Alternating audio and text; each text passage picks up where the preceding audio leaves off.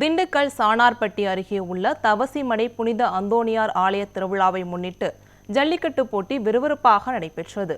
திருவிழாவின் முக்கிய நிகழ்வான ஜல்லிக்கட்டு போட்டியில் திண்டுக்கல், திருச்சி, புதுக்கோட்டை, மதுரை, சிவகங்கை, அலங்காநல்லூர் ஆகிய பகுதிகளில் இருந்து 800 காளைகளும் 400 மாடுபிடி வீரர்களும் கலந்து கொண்டனர்.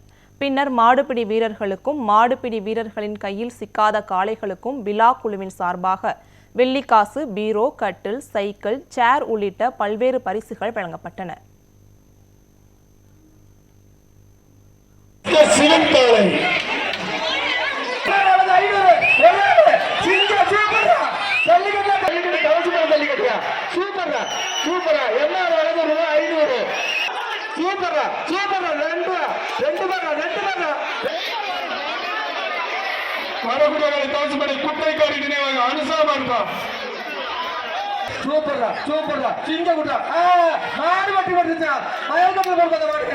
மாடு